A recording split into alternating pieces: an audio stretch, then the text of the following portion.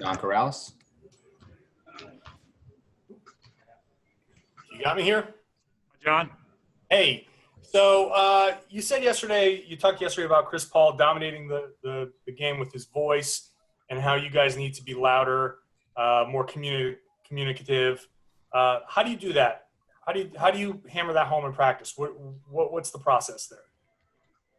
Well, there's a collective responsibility for everybody, coaches and players, to all be more communicative and more engaged, because that's going to be critical in this environment. He's one of the best in the league at it. I'm glad we played them first because that was a great lesson for all of us. Beyond that, we just weren't very good.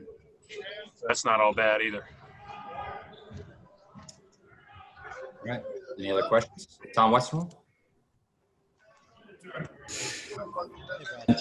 Tremont Waters had a couple of nice moments last night. I was just wondering, what are you looking for from guys who didn't play much during the regular season in these scrimmages? Tremont's in a tough spot because Tremont's really good. We need Tremont to be good. And Tremont has not been with us the whole year. And so it's hard when you're, bouncing back and forth between the G League to come in and, organize things and get everybody to their spots and kind of be a leader, especially from an offensive perspective on the court. But we need him to do that. And so that was one of the focus points today with him. He did do a lot of good things. But as a guy that sees the game and understands the game the way he does, plus with his understanding of what everybody's strengths are around him and his ability to get the ball to him, we need his voice to be louder. And he really, I think understands that. So that's the benefit of playing these games. And it's the benefit of, I was saying to Carson and Tremont and even Javante, those guys didn't get a lot of time guarding Schroeder, Paul, and Gilgeous-Alexander in the regular season. So to get that chance yesterday for an extended period of time with Schroeder and Gilgeous-Alexander was, really good. Jared Weiss.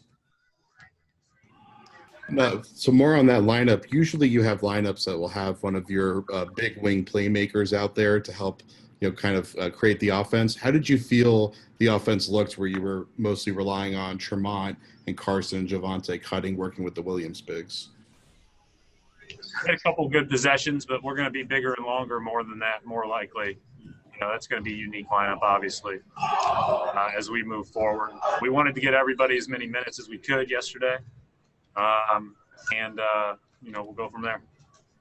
Abby Chin. Hi, Brad. How's Romeo doing today? And then obligatory Kemba update.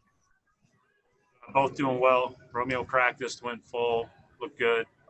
Kemba looked great. Kemba did everything in practice. So that's, we didn't go very long. We only played in the half court, but he's got a burst. He's burst his back. He looks good. Tim Bontemps.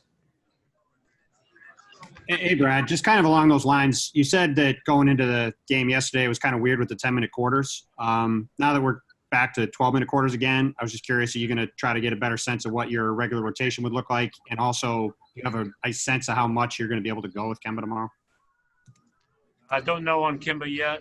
I think he's healthy enough to play. It's just a matter of if the days balance themselves out right, according to our training staff and Kemba, with regard to getting ready for the seeding games. And then with regard to the rotation, we'll see. I think, Tim, one of the things that we will do is, I know there's 5 guys that'll play a ton. And then, beyond that, it'll be like how guys are playing, who brings out the best in those 5. And, may also be matchup based. Obviously as you get into the playoffs, but even in some of the seeding games. So I don't know that you could discern a regular rotation from any of these games. All right. Thanks, Coach. Thank you.